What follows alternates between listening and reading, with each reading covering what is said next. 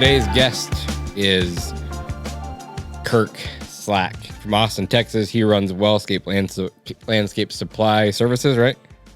Landscape Services, yeah. Landscape Services. And this is Pest Control Millionaire. And Kirk has been one of my really good friends for the past, 6 or 7 years already. Yep. And he's doing really big things down in Austin. Figured it'd be a good time to bring him on the podcast and learn what he has going on and learn from one of the studs of the industry. Kirk, you've been doing this for a long time, but you also had a corporate job. You came from the corporate world, right? Yeah. So you did the whole 9 to 5 gig in corporate level. And then what made you get started in this industry?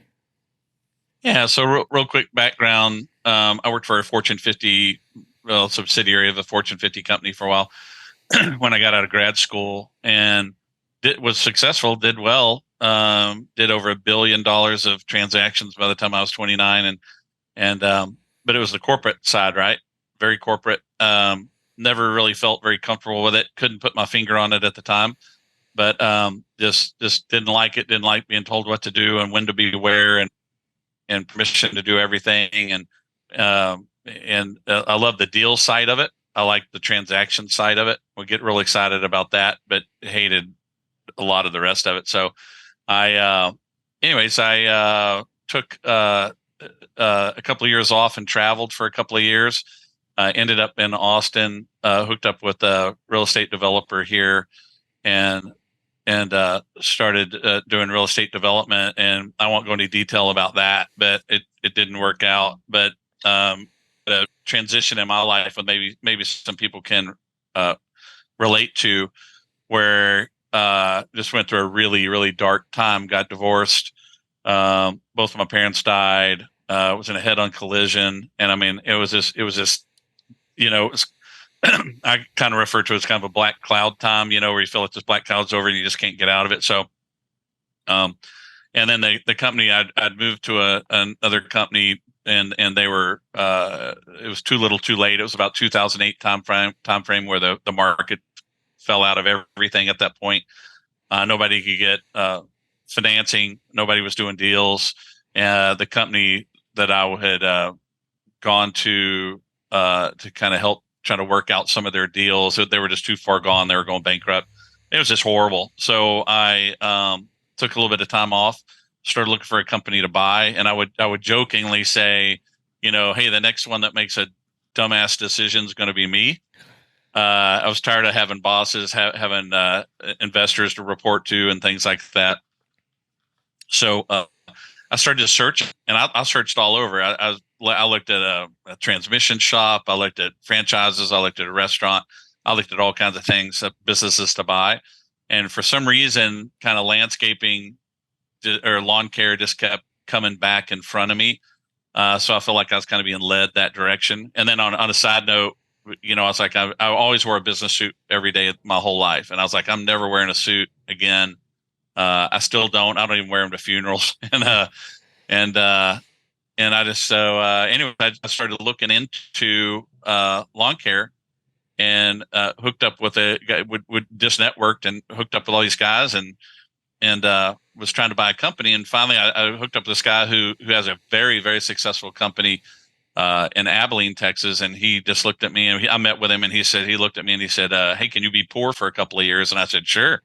I don't need any revenue for a couple of years. And he said, just go start your own company. Don't buy one. You buy one, you're going to end up with everybody else's problems. And there's a reason they're selling it.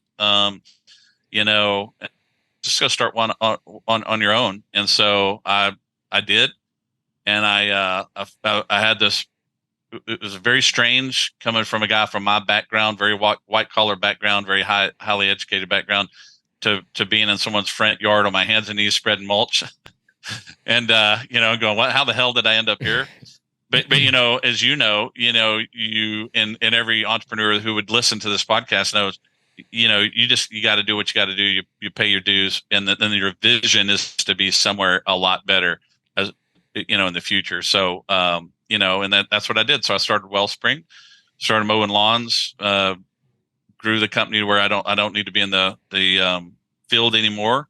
I haven't mowed a lawn. I've put on freaking 50 pounds. I haven't mowed a lawn, and I can't remember last time I mowed a lawn. So, So here we are at Wellspring. We do maintenance, we do landscaping, we do enhancement work, and then what I'm looking at now is I'm about 2 months away from having my control license in Texas, and we'll start a pest control company. So That's gonna be fun. that's Are where you we are gonna? right now. We've talked about this in the past, but are you gonna run it as a separate company, like a standalone company for pest control, or are you gonna run it out of the Wellspring side? I think I'm going to keep it under Wellspring. We have a pretty big brand here and a great reputation, and I want to build off that. Um, Man, I tell you, I won't say what it is. I've got a killer name for a pest control company, and I would have I have this vision of having a standalone pest control company sometime in the future. So I love the idea of it. I don't love the idea of necessarily of starting a new company and branding it totally different. Like right now we can run everything through Wellspring, and if I have it as a standalone company, then totally different website, totally different marketing, totally different everything, totally different taxes. And I just feel like it would be better to keep it under the Wellspring name, and then benefit from marketing it. We have thousands of clients, and just keep everything together and have it just be under Wellspring, since it's a well-known brand at this point. For sure. So what year did you actually start Wellspring then? Man, we started 12 years ago. So I think technically, legally, I started the company like in 2009, but I didn't. It with all that negative stuff going on in my life, I really didn't even build the company until about 2 years after that. Yeah, it's funny. I did the same thing. I worked at it for 2 years part time. I was like, I better just dive full into this. Yeah, it's either man, give it a crap or get off the pot type deal. Yeah, so I technically started in 2008 myself, but I didn't actually start business until 2010. Yeah, and then I didn't actually have a business until it's like 2015, I think. Yeah. Other than just me mowing lawns. So let me ask you this. Why did you get into, I know that you said like landscaping was like leaning towards you, but did you like the industry? Did you know someone besides that guy in the industry that really pushed you towards it? Or just something that you just kind of always enjoyed doing? Or was it more than that? As a homeowner and a guy who grew up getting his hands dirty, I liked being outdoors. I liked doing it. I like physical labor. It makes me physically feel good. Makes me emotionally feel good. You know what it's like to go home at the end of the day and you feel like you've accomplished something. Mowing a lawn. If you're in the commercial real estate business, and say managing a portfolio, there's no end to that, right? There's very little looking back and seeing what you've done. It just keeps on going day after day after day. Yeah. And you mow a lawn and you go and you get yourself a cold drink. You go out and stand on the sidewalk and you look at what you did, and it's very satisfying. I love that feeling. And so that's part of what I liked. I liked being outside, not in an office. Austin's a growing market. I think it's the best market in the U.S. It's growing awesome. Market, lots of disposable income. It's changed a lot over the last 10, 12 years. And so I saw a ability to scale it. I think it's a somewhat recession-proof business to be in. And there's a lot of wealthy people here with a lot of disposable income. And I just saw that it was going to be what I thought was a great business. It's been a good business. What I don't like about it is there's no barrier to entry at all. Right. Anybody can go get a $50 lawnmower and call themselves a lawn care company. And I used to say we don't compete against those guys, but the truth is that's the biggest part of our competition is this guys in the back of their truck at this point. So like everybody else, we're having to change and pivot and re-strategize and figure out, where we're going for the future. Yeah. And that's actually why I brought that up, because I know that you said in 2008, your market crashed, right? In your world. So when I asked you the question, I was thinking, was that why you got into the service industry? Because you thought it was going to be more recession proof like that? Yeah, that's part of it. Yeah. Yeah. I was definitely looking for something that wouldn't be so cyclical. And there's people out there that they're never going to mow their own lawn no matter what. And they're part of an HOA. So they have to keep their landscape looking good. And when COVID hit, we had a few people that were like, I'm sitting at home. I got nothing else to do. I'm going to buy a lawnmower and just mow my own lawn. I get it. There wasn't a ton of that, but there was some of that. But for the most part, we didn't. Our industry, you're different, which won't go into your governor or anything like that. But y'all were shut down for a while. We weren't. Our governor stepped up and said, no, lawn care is definitely, and pest control, things like that are definitely an essential business. And then so we saw a tremendous increase in work over the last 2 years. Are you mainly residential? Are you commercial? Do you have a split? We do mainly residential, mostly residential, but we do small commercial. So we would think of a dentist office or doctor's office. We do some self-storage. We do some small HOA work. Anything that we feel like our expertise of our current crews can translate over well and easily, then we can do that. But we don't do like large apartment complexes, industrial complexes, or anything like that. And we really try not to do bigger residential. We had a guy the other day that we had 5 acres, and parts of it were weekly, parts of it were monthly, parts of it were 6 months. It was too complicated. So, as I've aged and hopefully got more wise, we really just try to create a box, and people need to fit in our box for us to work for them. I love that you said that, because in the very beginning, you probably would have took on that account for sure, right? Oh yeah. I call it the prostitute stage, right? You just go do anything for anybody for any amount of money, just to keep things going, and now it's like, nah, we're not going to do that. Yeah. And that's where a lot of people, like, they fail, and they have too many moving parts, and they're moving all over the place, and they'll service anything and everything, like you said, like the prostitute, and it just makes things more complicated. But now you're like, yeah, it sounds really cool, the numbers are awesome, but yeah, it just doesn't work for us equipment wise too. Like, you're probably set up to handle smaller lawns. Why do you need that overhead if you don't really need it, Yeah. We have a couple of big mowers that we use, and they get kind of passed around, and whoever needs them. But truth is, if every lawn were the exact same size, with the same number of trees, the same number of shrubs, and the same square footage of beds, your estimating is super easy. It becomes very predictable. Your skill set is the same property after property after property. And it's super efficient. And this business is all about efficiency. Yeah. Did you learn anything from your corporate world that you could bring in, that you brought into the business? Communication, professionalism. We're in an industry where there's people in this industry don't even speak English, and that's fine. But they got to run a professional company to be successful. So that level of professionalism, the way we communicate needs to be top notch. Work ethic, I'd say I got more from my mom than I did from anybody else. But that, and then an understanding on the commercial side. I have a tremendous understanding of what is that relationship between the landscape and, let's say, an office building. Who's involved? You got the owner or the investor, you got the property manager, you got the tenants, you got this layer of people that are all going to be affected by the landscape. None of which want to be bothered by the landscape, right? They just want to, they don't ever want to even think about it, deal with it, or anything like that. That's not the business they're in.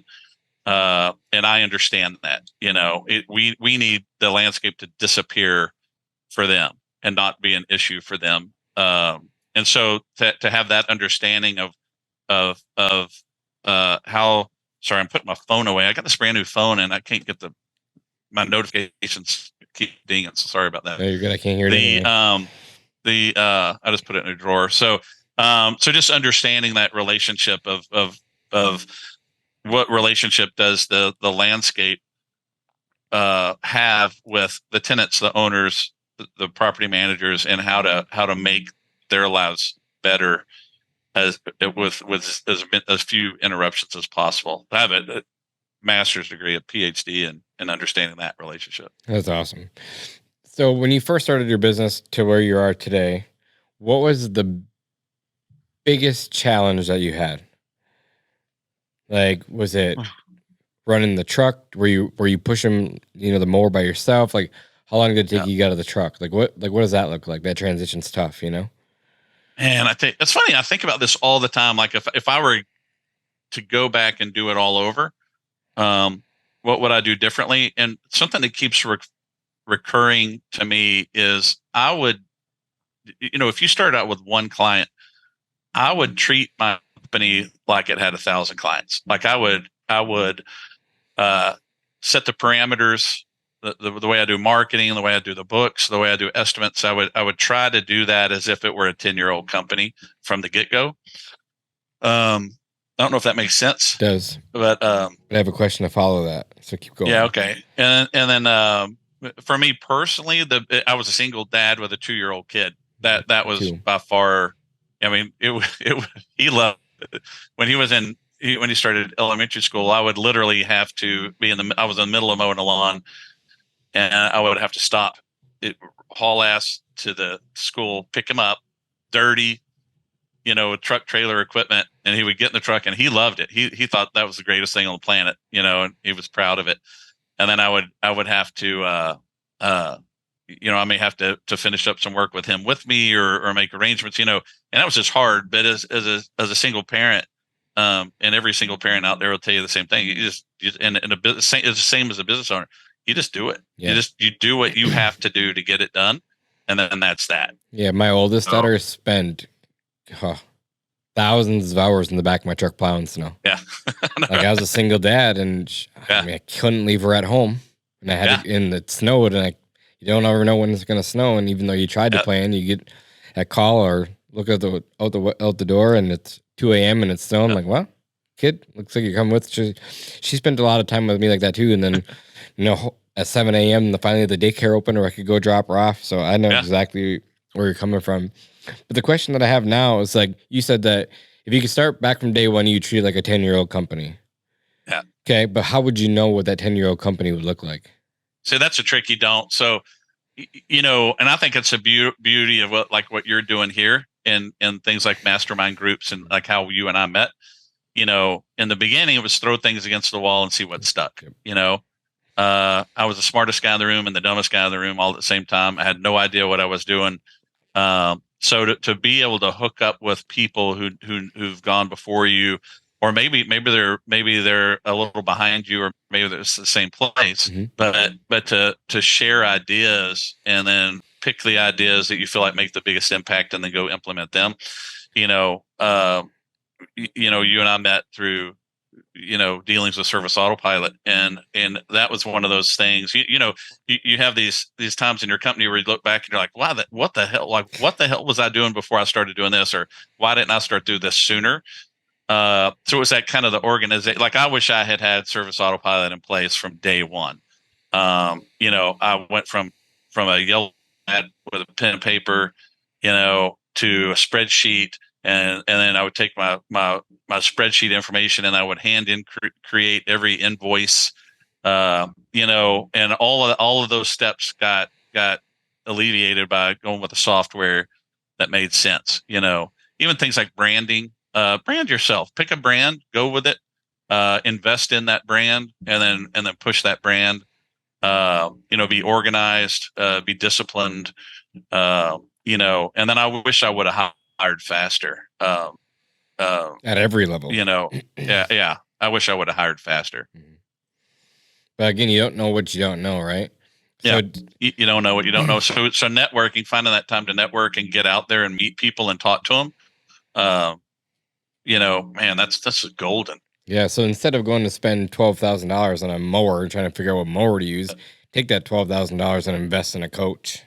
Yep. A mentor that's someone that been there and done it to save you so much hassle and time and repairs. And I mean, gosh, like, how many years did we do that? We beat ourselves up trying to figure it out. And all we had to do is just basically fill out a form on the internet, and our lives changed. Yeah. There was, you and I know we go out and visit other companies all the time. And sometimes I just find this one little nugget that was like, God dang, man, why the hell did I think about that? And then come back and implement it. It's like, oh man, I've been doing this for 5 years the wrong way. Yep.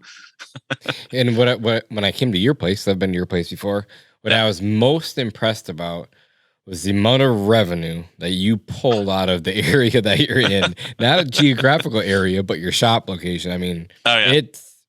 it's not big, No, but it's man, not you make it sexy. work. No, it's not sexy at all. And I was like, how in the world can you pull this off? And then I watched your like rollout and like the way you do things. I'm like, wow, that is absolutely incredible. Yeah. There's nothing sexy about it at all. I'm always, when people say, "Hey, I want to come see your operation," I'm like, "Nah, no, you don't." I'm so jealous of the guys who have those beautiful shops and beautiful office space and tons of parking, and that's just not us. I'd like to get there, but I don't know. Everybody evolves a little differently. Yeah. But like I said, how many parking let's be real here. How many parking spots do you have over there? I think we have. Oh, you know what? I had it written down right here. We have 1, 2, 3, 4, 5, 6, 7, 8, 9, 10. But that is double spots. So we have about 5 or 6 big long parking spots where we park end to end. So think about that in while you guys are picturing this in your head. 10 parking spots with 2 small garage door bays that Yep. runs like almost right around $3 million company. No, we're less than that, but we're over 2 million. Yeah. So between 2 and 3 million. And that's what you operate out of. Yeah. So people think that they need these big elaborate shops and spaces and spend all this money and have all this overhead. You don't need it. Yeah. And that's we have that's one of the office things in that's a most double lot. yeah, and that is so impressed with that. How you make that work. It might drive me bonkers, but man, it looks good down there. When our location's killer, it's very central, and that's one of the reasons I've never pushed to get away from it. Is it's been historically been cheap and centrally located. We have a new owner, and they've raised our rent quite a bit. So we're between our office rent, which is super cheap, and then our shop space rent. It's starting to get to the point where I think it's going to make more sense to try to get it all together at some point.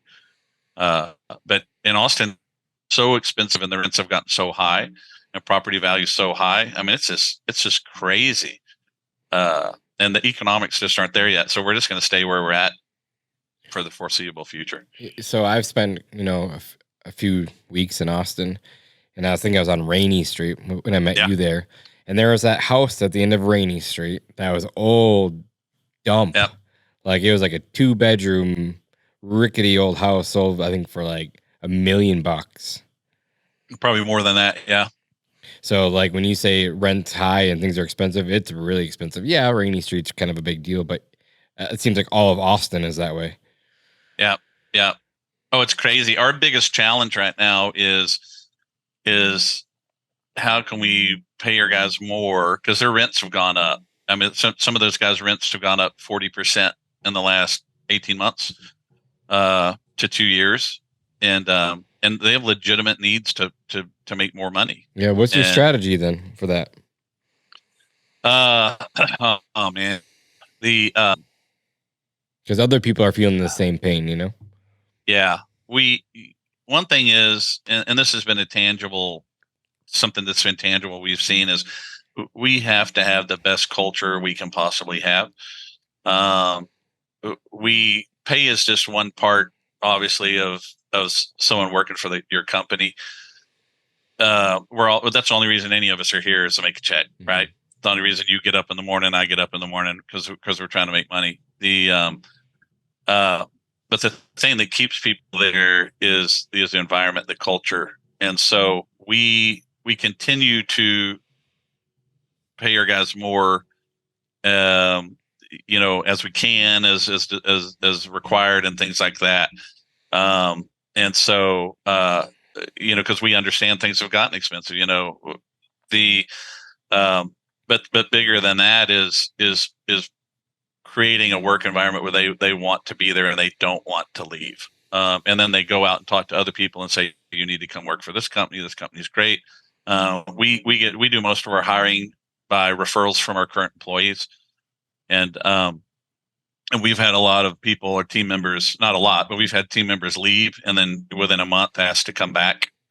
and they'd be like, "Wow, man, I didn't realize how much I get told all the time you care about your employees, and that's what people like."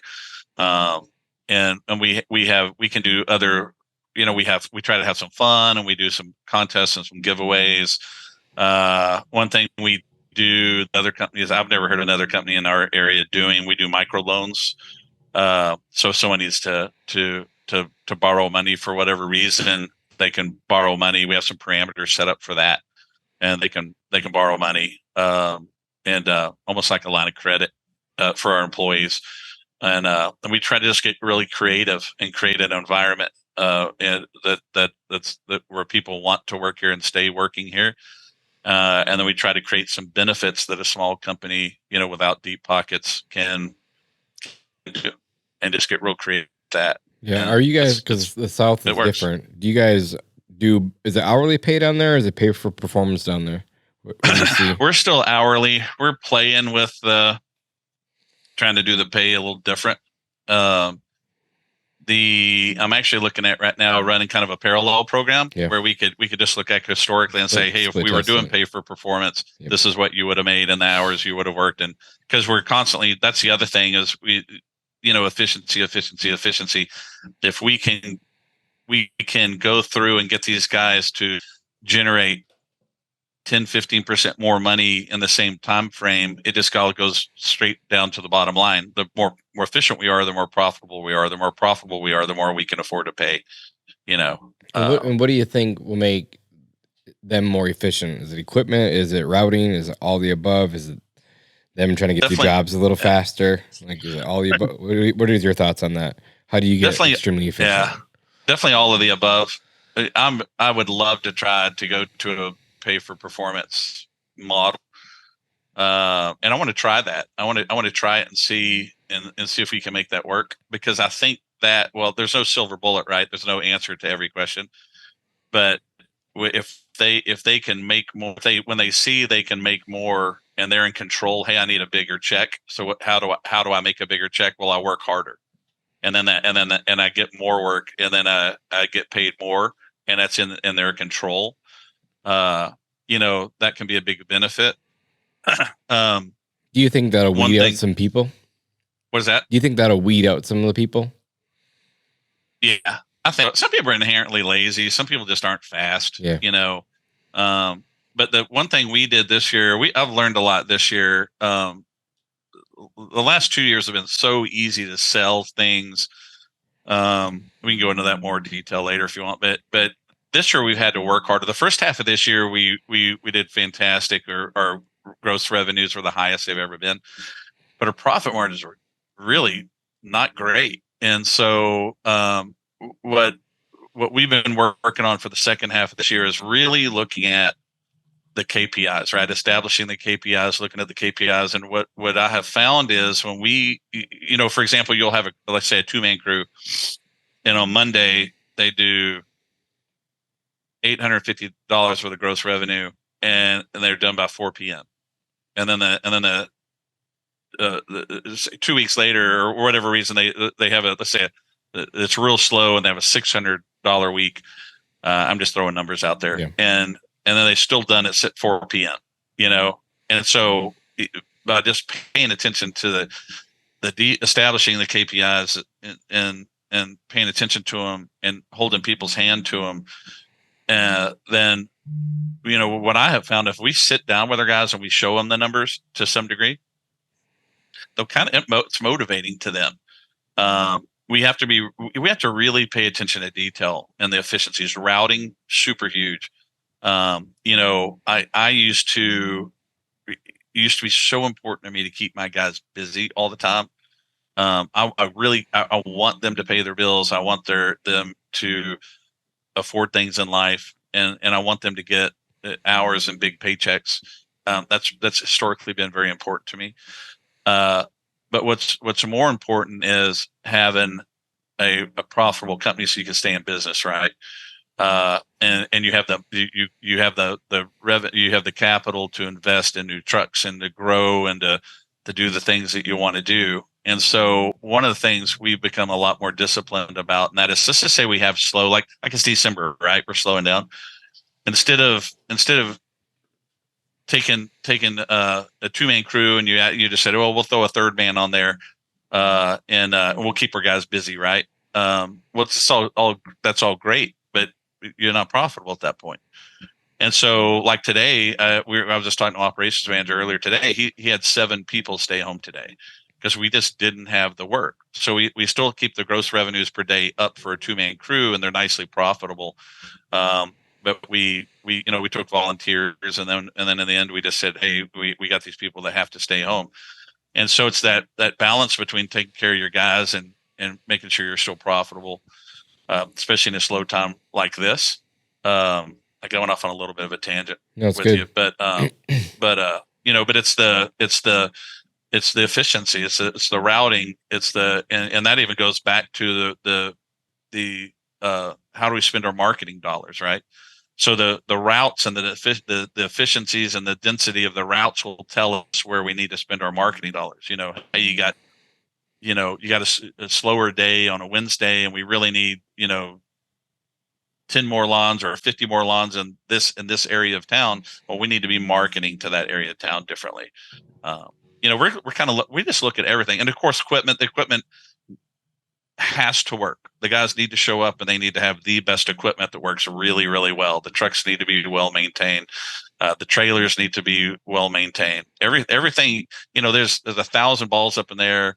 There's 1,000 pieces of the puzzle. There's want to look at it, and they all need to fit and be working well to be profitable. I miss it. It's harder to make money in lawn care now than I think it's ever been. Yeah, just because of inflation and all the prices going up on everything. I agree. What KPIs do you tend to watch like on a daily basis? So we look at, I love to look at gross revenue per 2-man crew per day. To me, that's a super easy indicator where we need to be hitting a certain dollar amount per 2-man crew every day, and they need to be hitting their budgeted times. So we look at budget versus actual times. So we look at go a little bit deeper into the budgeted versus actual. Yeah. So if we say, hey, Mrs. Smith's lawn, when we estimate it, right, and let's say it's a $55 lawn, and the guys need to be done. Two guys need to be done in 20 minutes. So that's a 40 minutes. So what is that? 40. That's for 70. 40 minutes. Like if we go by man hours, right? Yep. Two guys for 1 hour is 2 man hours. 2 guys for 30 minutes is 1 man hour. So I probably should have picked easier math, but it's basically like 0.75 man hour. Mm-hmm. And so they need to be done. If 2 guys have 20 minutes, so it'd be 40 minutes total. They need to be done in 20 minutes, so they need to be hitting that budgeted time. They show up, they clock in at 9 o'clock. They need to be clocked out at 9:20 or sooner, right? And then we look at if we start at 7, what time do they clock into their first job, right? Mm-hmm. So the time from the shop to the job, make sure they're not out there farting around. Then their budget versus actual time. We budgeted 20 minutes and it took you 18 minutes, or we budgeted 20 minutes and it took you 40 minutes. And then the drive time between jobs, and then lunch. How this is a huge one. How long are they taking for lunch? And then their time from their last job ends to getting back to the shop and clocking out. How long does that take? So that's something we look at every single day. We look at gross revenue per day per 2-man crew. And then there's those are the easy ones that are easy to watch. When we do landscape work or enhancement work, we got to make sure we're not just hitting our budgeted times, but we're our material costs accurate. A big thing in Austin is it's really hard to get rid of any kind of debris.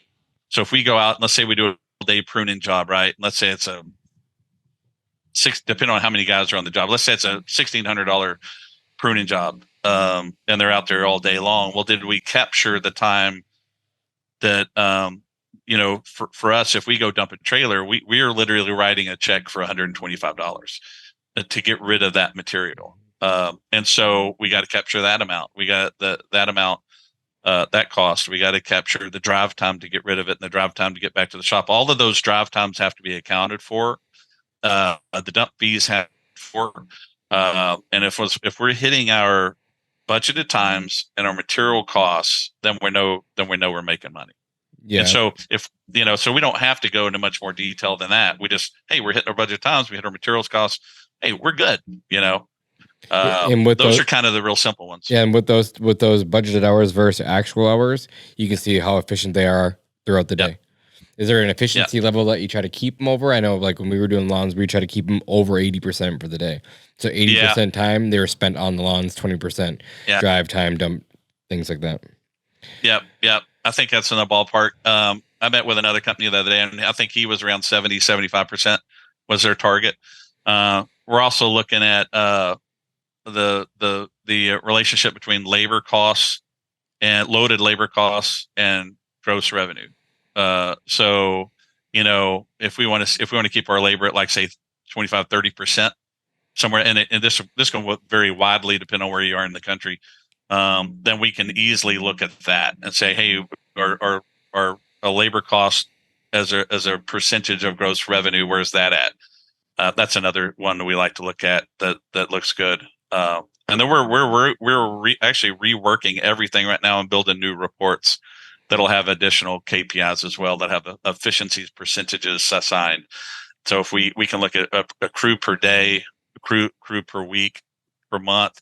If we have a problem, we can drill down per month to the week, to the day, to the job. Where's our problem areas? Do we have a problem crew? Do we have a problem route? Do we have a problem else? Did it get underbid? Is it, why are they going? Why is it taking 2 hours to do this job when we only budgeted 45 minutes? Well, we've caught one before. We're like, holy crap, this was just horribly misestimated. And those are easy things to find, quick and easy things to find. Yeah, yep, I like that. And how bad do you wish you would have known all this information from day one? Oh man, I tell you, I look back. So how long have I been doing this? 12 years or whatever it's been. And how much money did I not make during that 12 years because it took me that long of stumbling and fumbling to figure it out, and then as a good point too, and you and I have talked about that is you and I are in a certain point in the evolution of our companies, and the numbers are getting bigger and bigger. And so how important it is now today, if we want to get to being a much bigger companies, that we know we really got to know what we're doing moving forward, because the mistakes have a lot bigger numbers attached to them, Yeah, and that's one of the things that I wish I would have done sooner myself, is just not wing it. Like, it looks like a $50 lawn, looks like a $75 application. Like, really have the process and procedures and rate matrices set up correctly. Right. Yeah. That way from day one that we were making a profit. Yeah. Not just winging it and then turn around like a year later, like, wait, where'd all that money go? Well, it's funny you mentioned that, because I'm training a new salesperson right now, and he's been working for me for a while. He was a crew leader. He's been coming to me for a long time saying, I want to learn more. I want to do more. So we're giving him a shot at this sales job that opened up. And it's fun working with him because his background is the production background, right? He was a crew leader. But it's really opened. It's really kind of solidified for me how important it is that everything be super efficient, right? So if he's going to bid something, we have a template set up or an estimate set up where he just plugs in some numbers and it spits out the budgeted time for the job to get done, and what do we need to charge the client. So the math is correct. It's super fast. It's very uniform. It's very scalable.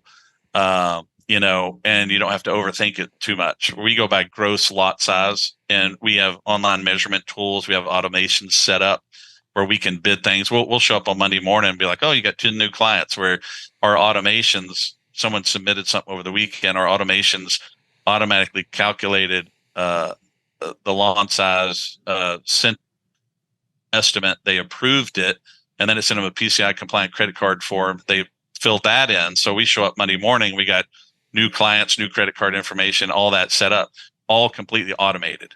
And and so as uniform as we can get it, as efficient as we can get it, it takes it just works so much faster, so much easier. You can do so much more with less people. And then every time a human being touches something, you have an opportunity for a mistake, right? But through our automations, there's no mistake. You didn't type them in wrong. You put their email address in wrong. You didn't measure it wrong. It all happened through either automations or through tools that we use that just don't make mistakes. We were fantasizing a while back years ago about, man, we'd be sitting on a beach in the Bahamas and watching pulling up our laptops and watching our companies grow because everything's automated. Now, I don't think we'll ever get there, but it's fun to think about. Yeah, you never say never. There's some things Yeah, that no, happened right. in the last 2 years that if you just said that was going to happen, I'd tell you you're crazy. You brought up two key topics for me, though. You brought up one, the operations manager, and then a new sales guy. At what point in the business did you hire your operations manager? And was he from within, or did you hire from a different company? What did that look like? Yeah, we were super late. We're super late in the Everyone game. says that. Oh my Everyone. gosh. I hired my first operations manager only about 3 years ago. My very first one, we took a guy that was in house, that was a crew leader, and tried to turn him into operations manager, and it was the biggest debacle ever. I won't go into details, but it almost ended up with it was just horrible. And he was let go, and then I think part of what I was guilty of is wanting so much for that to work out that I just kept trying to force it to happen. When in hindsight, there were so many signs that I never should have gone down that road to begin with. Then I hired a guy from outside, and that did not work out. Then I hired another guy from outside, and that one has worked out. So it took me 3 tries, which is probably about, average. Maybe it's average. I don't know. I've talked to very successful companies, and they're like, oh man, it took me 8 different tries before I finally got an operations manager. It works out. So I will say that is the most crucial hire, and it's also the most difficult hire, I think, to pull off and be successful with. Yeah, not everyone finds a Philip, right? Nope. Day one. Nope. Just not normal. No. Good gosh, man! I tell you, I had a conversation with Jason earlier this week, and we were talking about kind of along these lines, and I said, I mentioned I scaled to 1 to 10, and everybody's looking for a 10, and I was like, I gotta be careful what I say because I don't know who's going to watch this, but I said, we get a guy that's an 8, for instance, and Jason was like, oh man, 8 would be great, and I'm like, really? Like, I want a 10. Everybody wants a 10, but 8s are good, 5's not so good. So to find that 10, you would spend the rest of your professional career and never find that 10. And we got to get stuff done. We can't wait until things are perfect to grow and to scale and to be profitable. We have to work with what we have at the time. Which doesn't mean we're not going to stop trying, but at 8 it's pretty darn good. At 8 gets it done. Yeah, I agree. And it's kind of like you said, when you hired these guys or promoted them, did you give them a Colby score test? Did you know what their Colby score was? Yeah. Was there anything off from day one that you knew better, or not really? The first one I said it didn't work out at all. Yeah, that was I Colby tested him after the fact. In hindsight, that was a huge mistake. I should never have gone down that road with him. He was never going to be successful. The other 2, the other ones I Colby'd, and they had I can't remember. I've never been that well versed on the Colby thing, but their scores looked real good, and I felt confident as far as the personality went and skill sets went, that I was real comfortable with that. Does he still get a lot of coaching from you personally? Yeah. And how long has he been with you? This guy? A little over a year. Yeah. But it's such a crucial part of the business's operations, and not that we're not good at it, but we have to run the business at the same time. Right. And like you said, the operations have to be streamlined as much as possible. It's the biggest part of our business. So Right. I agree with you. That's one of the biggest hires, and it does take a few times. It took me 2, 3 shots too, and we're gonna keep looking. And, like, Yeah. we have someone that's really good, but we're always trying to level up our guys too. Yeah. And then the next person you brought up was a sales guy. So you've had a couple sales guys in the past. I think you have a guy that does a lot of like your landscape design stuff now too. Is this the Yeah. same So guy, different guy? well, it's different. The had real good luck on the sales side. We call them client managers. It's because to me it sounds better than sales, but we have the company kind of segmented into, we have maintenance, enhancements, landscaping, and then we have some work that we sub out. Which is your fertilization I've weed only control, had right? it's our third salesperson that's not landscaping sales. Historically, I've done all the landscaping sales, but as we've grown, I've just gotten too busy. So right now we have someone that sells all the enhancements, and so they'll go out. There's some things. There's a lot that we can bid over the phone or with online, but we still can't measure beds online very well at all, uh, and so it's hard to estimate pruning. Like I said, we do a lot of all day pruning jobs, pruning / cleanups is what we call them. And we do a lot of $1,000 plus pruning jobs. We don't do any $150 pruning jobs, but we don't do even a whole lot of pruning jobs under $500. So we have to go out and look at them. And trust me, I have tried really hard to try to figure out, is there any way to give a ballpark? Is there any other way to bid this, or maybe not bid it, but still get the work done and make money off of it without having a salesperson that's out there in the field running around measuring things and talking to clients and all. I can't figure out how to do it, at least not often. Um, but it's been we just have to have this person, and we've been very successful on that side, where we hire someone and they stay with us for years. Or the only reason we had an opening this year is because Austin's got so expensive that our salesperson was like, "Look, I got to leave Austin. It's just too expensive." And she ended up moving to another city where it's a lot more. It's just a lot cheaper place to live, and so she moved away. And then the other salesperson is a Megan who I just brought her in a year ago. Because I just said, look, I can't keep running the company and doing all the landscape work as well, and it's killing me. I've been working 100-hour weeks, and I don't want to do it. That's not the life I want to live. And so I brought her in, and she does all the landscape work. We don't do construction, so we don't have construction drawings. We're not building swimming pools or outdoor kitchens. But she goes in. She had a landscape design background, so she can go in and do a quick sketch and take a materials list and all that. And she does all the estimates, and then she manages the crews that does the landscape work. And it's completely taken it off my plate, and she's done a fantastic job. And she fit in really well personality wise, and the crews like her, and yeah, so it's worked out really well. It's given me an opportunity to step back away from having to bid and manage all that work, and work on the company. Yeah, she or your salespeople, do they get paid like a base plus commission Mhm. on what they sell? How do you guys operate that? Yeah. So they get a base salary plus, I think it's 3% of what they sell, and which ends up being quite a bit of money. Yeah. It's a big chunk of change. I'm real big in incentive pay. That's why I'm real interested in that pay for performance. I just think people are, if they're self motivating and incentivized by a bigger paycheck, then that's pretty darn motivating. And I want them to have that incentive. Yeah. Do you hand her the leads, or does she have to have any self gen leads? Well, that's a good question. Everything's generated by the company at this point, Mhm. and unless she runs into somebody or talks to a neighbor or something and brings in the lead herself. But we keep our salespeople real busy just by generating leads through our marketing.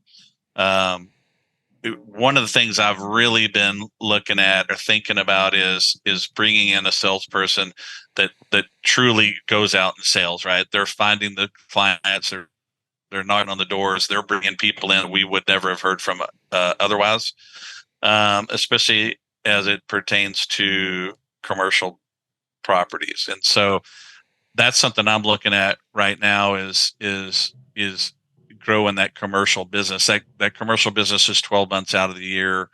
If we have a hard, like this year, it got very hot and it was an extreme drought, and we had a lot of people just stop their services because the grass just wasn't growing. It was so hot Yeah, that I heard the that. grass just started going Yeah. dormant.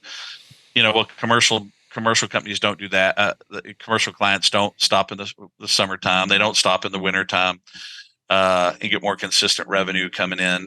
And so that's something we're looking at. But that's something that someone would need to go out, beat the bushes and go find these clients for us. And so and then what you're doing, where the door to door stuff, which is you and I've talked about that a lot. That as we move towards pest control, I think that's a direction we're going to need to go. A little bit harder to pull off, I think, on mowing. But I'd love to figure that out too on the mowing, because when you're looking at someone face to face, it's hard for them to say no. That's a good way.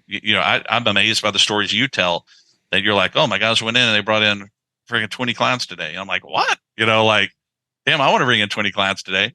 That's a whole different ball of wax. And that's something we're always, I'm exploring, talk to you about a lot. But I want someone who can come in and go out there and get the business we would not have gotten otherwise. And that's something we're exploring right now. And I think as business owners of ourselves, we're really good at the service side. We've gotten really good at the business side, but we missed the boat on the sales side. Yeah. And I've said this to you before, but I feel that every single company needs to have a sales force. That doesn't mean that they're out knocking on doors. That doesn't mean that they're doing all self-gen stuff. Just having a sales guy to go out there, estimate, close some deals, maybe do some self-gen stuff. But we really missed the boat there. So like now to do it at the level that we're doing it is really cool. But it's not the end all be all either. It's not the final. It's not the only answer. Like I think it's just like another leg of marketing, right? You still have to do everything else. It's just another piece of the puzzle. Yeah, yeah. And I think too is to kind of really bring it back is define sales, right? What does sales mean? Yeah. So for some people, sales is that they're not given leads, so they go out and get their own leads. Mm-hmm. Some people is that they sell to the leads they're given. But I'll talk to companies, and that's another thing that I bet you've experienced too. But you'll be somewhere and you'll talk to someone and they'll say something, and then as you get a little deeper in the conversation, you'll realize we're not really defining things the same way, right? So I'll talk to companies and they'll be like, oh, we don't have any salespeople. I was like, you don't have any salespeople? How do you sell? How do you get clients? Oh, well, they call us. Well, you're going to have an inside sale. Whoever answers the phone is selling, to some degree. They teach their CSRs how to sell. Yeah. And they'll be like, well, who's doing your estimating? Oh, we have a senior guy. He goes out and measures and estimates and whatever. Okay, well, that's arguably part of sales. You could classify that as sales. So I think one of the important things is going out and defining what is sales. What does sales mean? Because we're all selling. Everybody's got somebody's selling something somewhere in your company. I promise you that, or you're not bringing any clients in. So, but I've heard multiple companies say, "Well, we don't have any people." You gotta have salespeople. Somebody's selling. Yeah, and I just think like every company just needs to have one or two sales guys just to focus just on sales. Right. Focus on the leads. Focus on self-gen stuff. Just go out there and get more work, and that's their job. Yeah. And again, I don't need to repeat it, but we just really missed the boat early on in our career, myself, of not having those people. But with the marketing thing, like I said, it's just another leg to stand on. Where do you see you getting most of your clients? Like what marketing is working best in Austin? Like what are you guys doing? Yeah. So our online, Google continues to be a huge source, just the Google searches, right? the website, people, the AdWords, mowing near me, mowing in Austin, whatever. We still get the majority of our clients from that. Our social media presence has gotten bigger and bigger, and that's probably our number 2 place where people are hearing about us, putting out the videos. People share the videos, or they get to talking or whatever. The message board, trying to get on message boards and things like that. Especially for density, if we can get in a certain neighborhood, and then we really want to get them talking either through their neighborhood Facebook page, HOA message board, or whatever, and getting in front of people that way. Or trucks, huge. If I'll say anybody watching this video and you have a white with no markings on it, that's a huge mistake. Man, you got to create your brand. Your trucks have got to be your driving billboards. You're missing out on so much business if you don't. You're just some other dude in a white truck, driving around. But we get tons off our trucks. We've tried some direct mailers in Austin. You and I have talked about this. In Austin, there's some areas where you just can't go door to door, and so we'll do some direct mailers. We will do door hangers in a lot of areas where it makes sense. And so we're and then that's kind of it.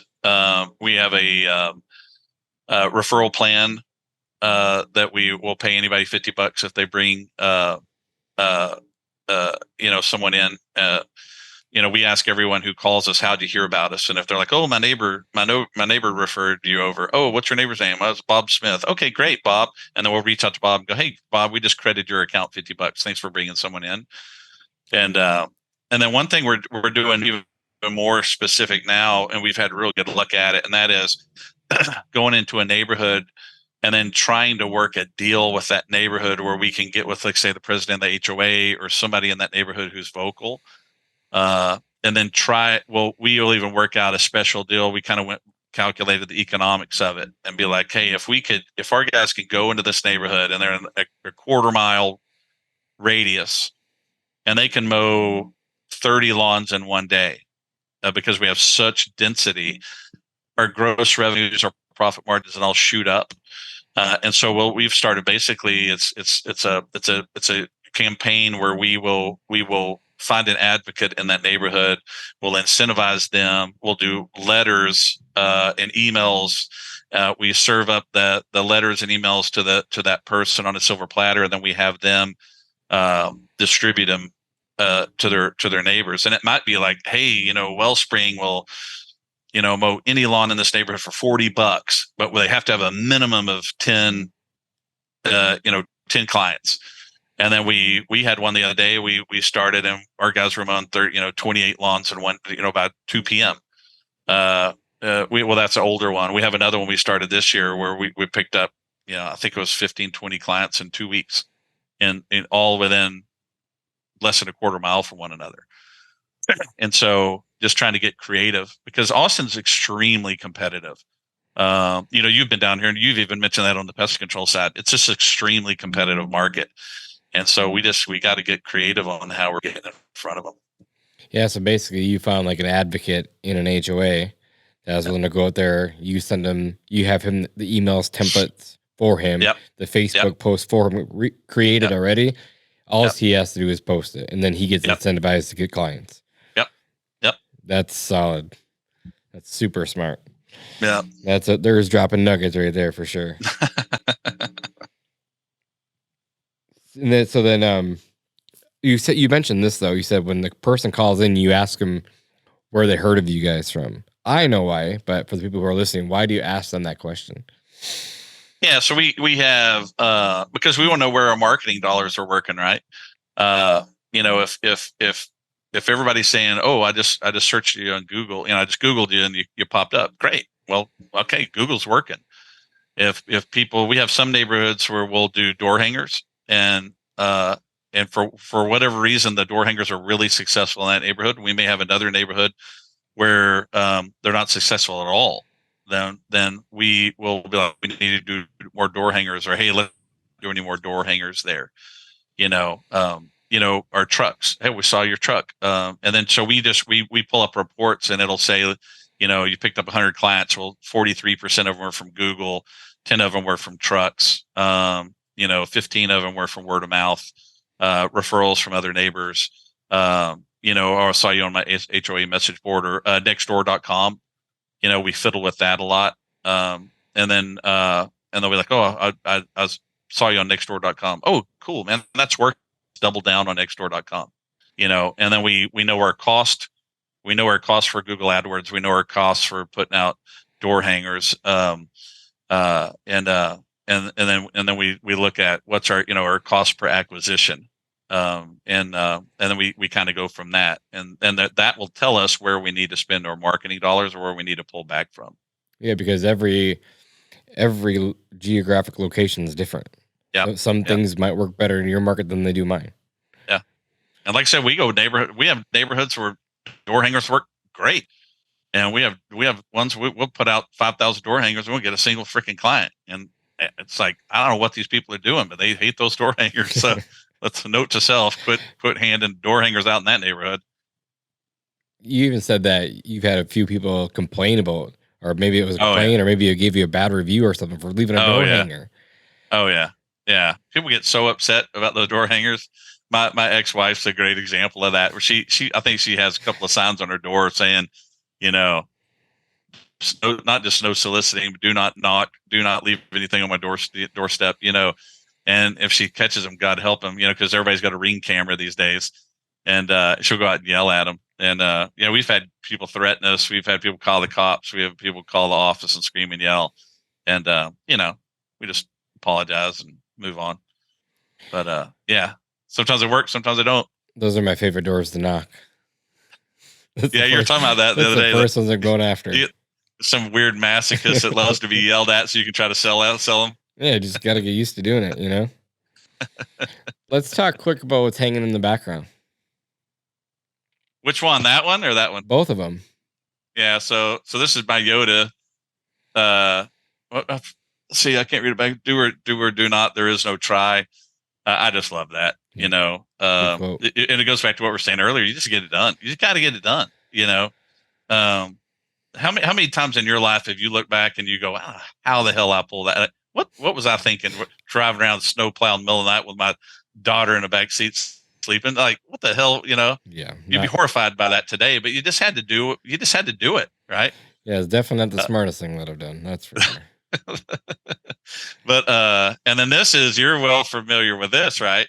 Currently, yeah. Biggest badass contest. So that was fun. I thought you were throwing that in my face because that's you that I took second. that good. I'm so happy for you for winning that this year. What a great pat. We don't always get pats on the back in this industry. We don't always get five that much. We have to go out and create those opportunities to high five, right? Yeah. And that's a big high five for you this year, is winning that award. I appreciate it. Yeah. It was a bittersweet. Gonna have to a better guy. I appreciate it. But let's talk about it. You won that in what year? Let's say that I won it in 18 and we went on our trip in 19. God, it's been that long. Yeah. Yeah. So we went, Ian and I went on our big trip in 2019, right before COVID hit, the year before COVID hit. Yeah. Where you guys went to Ireland? Where'd you guys go? Peru. Yeah. Yeah. Did the trip to Machu Picchu. We backpacked to Machu Picchu. Man, I tell you, if you haven't been to Peru, holy crap.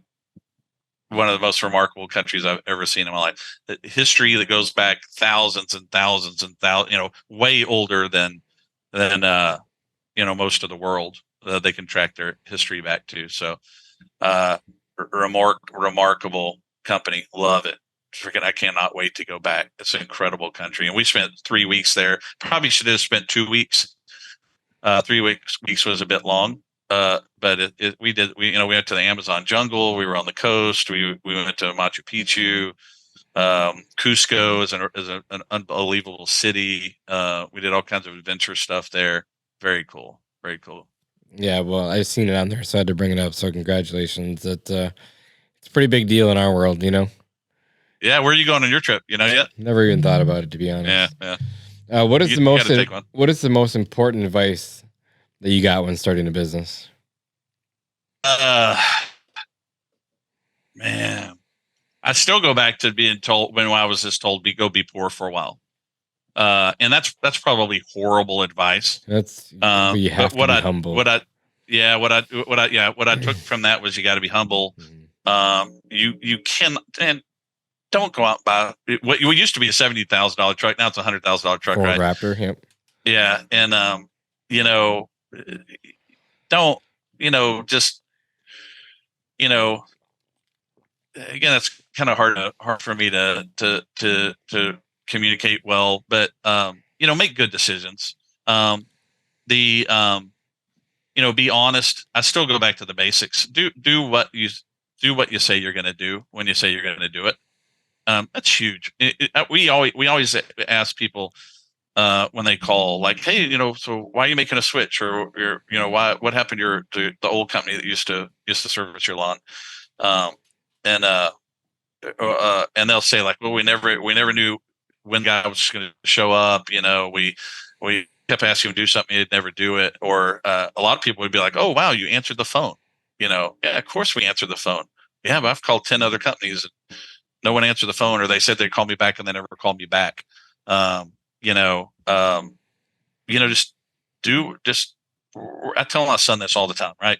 You don't have to be the smartest guy in the room, but you have to be the hardest working and the most honest and the most reliable. And if you can be that guy, you're going to run circles around the room.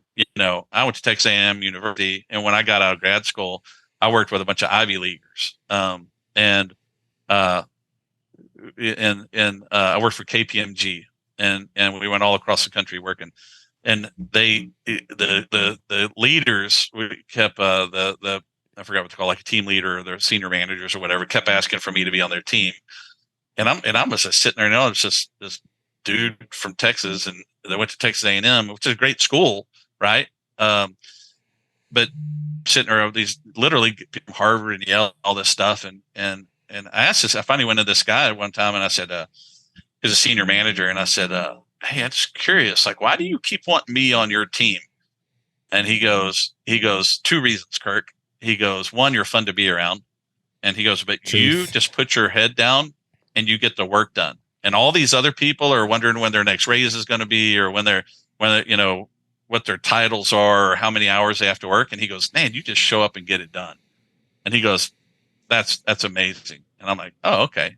That was a good lesson, just get it done. Do what you say you're going to do when you're going to do it. Just the basics. I don't care if you're working at McDonald's or you're president of the United States, right? You got to have a work ethic to get it done, and just get it done. Don't worry about all this other stuff, and don't be greedy. You don't need $100,000 truck. Yeah, answer the phone. Show up the same time every week if you're in lawn care.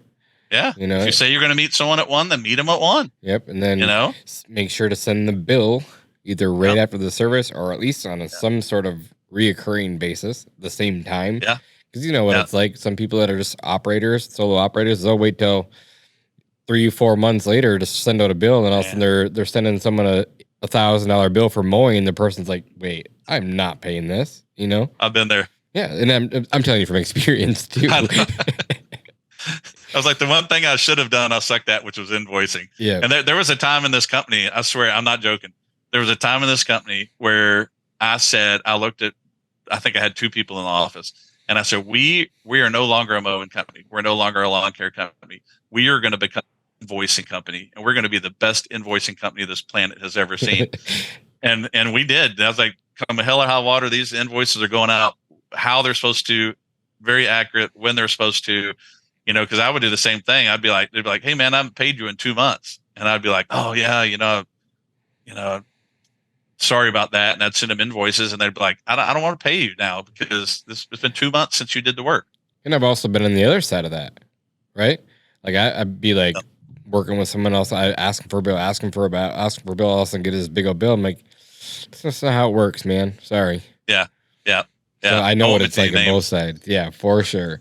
I have some personal questions that I want to ask you while we finish up here. Who was Kirk in high school? Oh man. I wasn't just a badass in 2018. I was a badass in high school too. No, so I was the guy next door. I've always been a fun, happy person, and I love to joke around. I love to have. I get easily distracted uh, when I have an opportunity to do something fun, so I have to be kind of disciplined about that. Love to laugh, love to work hard, love to have fun, love my friends. I pursue relationships. I love people. And especially I love the people that I love, right? Yeah. And that was fun. I played all the sports. Sucked at basketball. I finally quit that because I was horrible at it. But I was all district soccer player. And man, I love to go out with my buddies. I love hunting. I love fishing. You know, back then I grew up kind of in the woods, small town, and we didn't have a lot of rules. I mean, we had rules, but our parents kicked us out of the house in the morning. Very different than kids today. Yep. Kicked us out, and we got in trouble if we came home during the day, right? But we had to be home by dinner. If you weren't home by supper time, you know, you got a whooping. So, but we had a lot of freedom. I grew up on a creek, ran canoes, ran trot lines, you know, cat fishing. Al had alligators in my backyard and water moccasins, and our parents, we never wore helmets. You know, you know, so we had a lot of freedom back then, and we had a lot of fun. But we all played sports. All my buddies, we all played sports. We're all outside all the time, all summer. You know, and we had a lot of fun. We camp out in the woods, and you know, and did a lot of things outdoors. You know, probably a lot like the UP up there. You know, where there's a lot of opportunities to do stuff outdoors. I grew up on the Gulf Coast, so we fished a lot. Never had water, never had life jackets. You know, and horrifying today, but had a lot of fun, man. Had a lot of fun. That's awesome. And I know you're a lot of fun. You and I have spent a lot of nights together, we've had same good times hotel together. rooms, like same beds, like we've been there. We spent a lot of time together. So I agree. You're fun to be around. Super sharp cat. I love it. Last question. What are you most proud of? Oh man, being a dad by far. That's awesome. You know, I'm one of those guys who never felt like he was particularly good at anything, never good at anything. But man, when my son was born, I just took to that like a fish to water. You know, I love being a dad. I love, you know, only have one kid. It'd be fun to. I wonder what it's like to have 4 kids. You know, like you. What do you have? Just 6 or 7 kids now? Like 12, I think. And you know, and that's by far what I'm most proud of. I love getting feedback from him. I love hearing from the important people in our life. You know, calling about me being a dad. That's by far. You know, as you know, my son's very entrepreneurial. Mm-hmm. He started a company, a successful company at 14. He's done very well. Drives a sports car and getting ready for colleges right now. He's interviewing for colleges and things right now. And we sit and talk about business a lot. And our favorite thing is to drive. We'll go deer hunting, and it's a 2-hour drive, and we just talk and talk and talk on the way out there. We talk on the way back, and man, that is fun. I mean, it is good times. And he's very different than me. He doesn't show his emotions. He's serious a lot of the time. And I'm a guy, when I walk in a room, you know, I walked in the room, right? And I wear my emotions on my sleeve, and he's very methodical and very intelligent and very self-controlled, extremely pragmatic, the most pragmatic person I've ever met. I've never even had to tell him to clean his room before, because he's just so disciplined in those kind of things. Where do you think that comes from? What's that? I'm sorry. Where does that come from?